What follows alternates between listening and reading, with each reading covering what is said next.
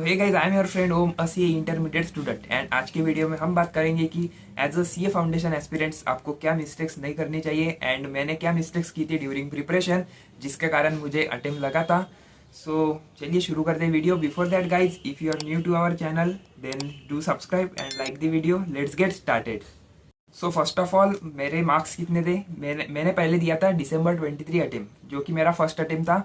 And मेरे marks उसमें आए थे 183 मार्क्स। एंड इसमें मैं एग्रीगेट में भी फेल हुआ था एंड लॉ के सब्जेक्ट में भी फेल हुआ था। तब लॉ के सब्जेक्ट के साथ 60 मार्क्स का लॉ था एंड 40 मार्क्स का बीसीआर रहता था, बिजनेस करस्पॉन्डेंस रिपोर्टिंग। एंड वो मीन्स एक बेसिक इंग्लिश सब्जेक्ट था, तो वो 40 मार्क्स का था। एंड उसमें से 60 मार्क्स का लॉ, एंड मेरा लॉ में स्कोर था 11 मार्क्स एंड जो रेस्ट ऑफ द मार्क्स थे वो थे बीसीआर के। सो मैंने मैंने जून 24 अटेम्प्ट दिया एंड उसमें लॉ हुआ फिर 100 मार्क्स का एंड उसमें मैंने स्कोर किए 51 मार्क्स। मतलब मैंने लॉ में इम्प्रूवमेंट किया। So mistake 1, not taking law seriously. मेरा थ्योरी सब्जेक्ट वीक था, तो मैंने क्या किया था कि मैंने लॉ को इतना सीरियसली पढ़ा नहीं था। जस्ट मैं सोच रहा था कि मतलब दिसंबर अटेम्प्ट के टाइम पे मैं सोच रहा था कि मेरे पास उसमें 40 मार्क्स आ जाए, मैं बाकी सब्जेक्ट में कवर कर लूंगा। बट मैंने क्या किया था, आगे मैं नेक्स्ट मिस्टेक में इसके बारे में बताऊंगा कि मेरे एग्रीगेट भी क्यों नहीं बना। सो देखो, मैंने लॉ को इतना सीरियसली पढ़ा नहीं था और जैसे क्लास हो जाती थी मैं क्लास बंद कर देता था और बुक डायरेक्ट नेक्स्ट क्लास के टाइम पे ओपन करता था। सो ये मेरी मिस्टेक थी कि आफ्टर क्लास मैं रिवीजन नहीं करता था, जो कि करनी चाहिए थी। एंड जब क्लास चल रही थी तब मैं राइटिंग प्रैक्टिस भी नहीं करता था। जो क्लास में सर राइटिंग प्रैक्टिस करवाते थे, बस सर के भरोसे पे राइटिंग प्रैक्टिस हो जाती थी, बस वही। एंड यही मेरी मिस्टेक थी। मुझे आफ्टर क्लास रिवीजन करना चाहिए था लॉ का, and before starting next class उसके पहले भी मुझे रिवाइज करना चाहिए था। बिकॉज लॉ ऐसा सब्जेक्ट है कि इसमें आईसीएआई को चाहिए कीवर्ड्स।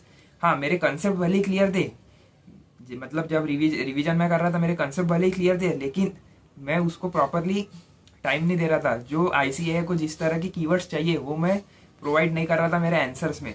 और कंसेप्ट वैसे क्लियर सबके होते हैं, लॉ पढ़ने में सबकी इंटरेस्टिंग है, जब लिखने का टाइम आता है ना, तभी हालत खराब हो जाती है लॉ में। तो मैंने ये बातें कवर की ड्यूरिंग नेक्स्ट अटेम्प्ट। मैं क्लास के बाद में भी रिवीजन करता था एंड क्लास शुरू होने के पहले जो प्रीवियस क्लास में टॉपिक हुए वो रिवाइज करता था एंड देन ही नेक्स्ट क्लास करने जाता था। और जब क्लास चल रही थी तब साथ ही में मैं खुद से राइटिंग प्रैक्टिस भी करता था, क्योंकि राइटिंग प्रैक्टिस इंपॉर्टेंट है लॉ के सब्जेक्ट में। अगर आप राइटिंग प्रैक्टिस, आपकी स्किल डेवलप होगी तभी आप पेपर में अच्छा प्रेजेंटेशन कर पाओगे। तो ध्यान रखिए कि जब भी आप क्लास खत्म करो उसके बाद आप प्रॉपरली रिवीजन करो एंड क्लास शुरू होने के पहले भी रिवाइज करो। और जब आपका रिवीजन फेज आएगा, मतलब जब आपके सारे क्लास कंप्लीट हो जाएगी, आफ्टर ऑल क्लास जब आपका रिवीजन फेज आएगा उसमें आपको लॉ को लर्न करना पड़ेगा। क्योंकि लॉ को अगर आप लर्न नहीं करोगे तो आप प्रॉपरली कीवर्ड्स और लैंग्वेज लिख नहीं पाओगे। कंसेप्ट सबके क्लियर होते हैं। जैसे मैंने जब सर्टिफाइड कॉफी मेरी उस पेपर की बुलाई थी, तो मेरी जो लैंग्वेज थी वो एकदम नॉर्मल थी। आईसीए को लॉ की लैंग्वेज चाहिए तो वो उसमें बहुत कम थी। इसके कारण मुझे बहुत ही कम स्कोर मेरा हुआ था लॉ में। तब मेरा 60 आउट ऑफ 11 ही स्कोर हुआ था। सो ये आपको ध्यान रखना कि आप लॉ को रट्टा मारो, लॉ को रट्टा मारना ही पड़ेगा। क्योंकि लॉ ऐसा सब्जेक्ट है कि इसमें most of the student fail होते हैं बिकॉज उनका थियरी वीक होता है। बट अगर अपने को पास करना है तो अपने को चारों सब्जेक्ट को टाइम देके और लॉ को भी टाइम देना ही पड़ेगा और इसमें भी एक अच्छा डिसेंट स्कोर करना ही पड़ेगा। सो मेरी सेकंड मिस्टेक ये थी कि मैंने एग्रीगेट प्लान नहीं किया था। मतलब जैसे मोस्ट ऑफ द स्टूडेंट क्या होते हैं, या फिर लॉ में फेल होते या तो एग्रीगेट में फेल होते, और मैं दोनों कैटेगरी में फॉल हुआ था। सो देखो, मेरा लॉ में भी ज्यादा स्कोर नहीं हुआ था। अगर मेरे लॉ में 40 मार्क्स भी आ जाते तो 183 और 33 वो 90 मार्क्स 190 मार्क्स होते थे। तो वैसे भी मैं एग्रीगेट में फेल होने वाला था 10 मार्क्स से। सो आपको शुरू से ही ध्यान रखना है कि आपके कोई भी टू सब्जेक्ट ऐसे स्ट्रांग रखो। मेरे केस में जैसे मेरा अकाउंट्स वो एक स्ट्रांग सब्जेक्ट मैंने बना लिया था ड्यूरिंग सेकंड अटेम्प्ट। मतलब फर्स्ट अटेम्प्ट में मैं इतनी अच्छी प्रैक्टिस भी नहीं किया था और सोचा नहीं था कि इतना मार्क्स स्कोर करूंगा जैसे 60-70। बट ड्यूरिंग जब मेरा सेकंड अटेम्प्ट आया तो मुझे समझ आया कि अपने को दो सब्जेक्ट कोई भी स्ट्रांग करके चलने पड़ेंगे।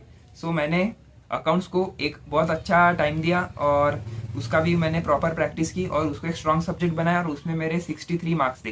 ड्यूरिंग सेकंड अटेम्प्ट मेरे एग्रीगेट 214 था और उसमें से 63 हाईएस्ट मार्क्स थे मेरे अकाउंट्स में। एंड इकोनॉमिक्स में भी मैंने डिसेंट स्कोर किया था, उसमें मेरे 52 या 53 ऐसे कुछ तो भी मार्क्स थे।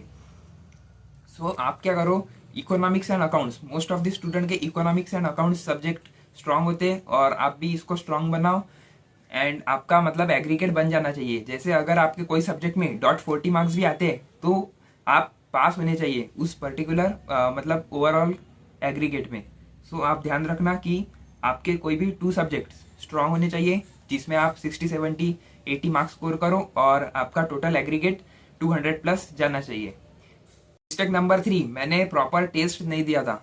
जैसे कि मतलब मैंने चैप्टर वाइज टेस्ट वगैरह दे दिया, बट जैसे वो 3 आवर्स जो होते हैं जो एग्जाम के 2 से 5 में बैठ के, या और मैथ्स एंड इकोनॉमिक्स में 2 से 4 के बीच बैठ के वो जो टेस्ट होता है वो मैंने प्रॉपरली नहीं दिया था अकाउंट्स एंड लॉ के सब्जेक्ट में, और इसके कारण मेरा ना तब 10 से 15 मार्क्स का पेपर छूट गया था ड्यूरिंग दिसंबर अटेम्प्ट। सो मैंने ये चीज़ नेक्स्ट अटेम्प्ट में ध्यान में रखी और मैंने प्रॉपर टेस्ट दिया ताकि मेरा पूरा पेपर अटेम्प्ट हो पाए। और जब मैंने सेकंड अटेम्प्ट दिया तो मेरे जो पेपर थे वो 5 से 10 मिनट पहले ही ख़त्म हो जाते थे, क्योंकि मैंने प्रॉपरली राइटिंग प्रैक्टिस की, प्रॉपर एक एक टेस्ट दिया लिख के, वो प्रॉपर 3 आवर बैठ के।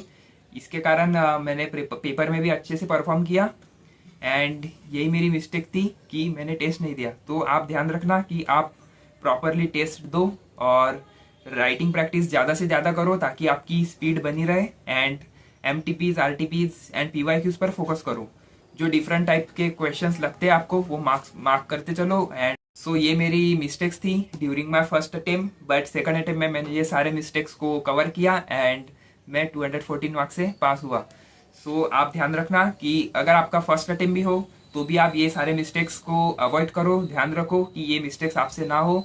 एंड अगर आपका सेकंड अटेम्प्ट हो तो आपने जो मिस्टेक्स किए वो आप करना बंद करो एंड आप क्लियर करो। Let's end this video here. And आपको वीडियो कैसा लगा मुझे कमेंट सेक्शन में बताइएगा, और आपको कोई क्वेरी हो तो आप मुझे कमेंट सेक्शन में पूछिए या फिर आप इंस्टाग्राम पे मुझे DM कर देना, मैं आपकी क्वेरी सॉल्व करने का ट्राई करूंगा।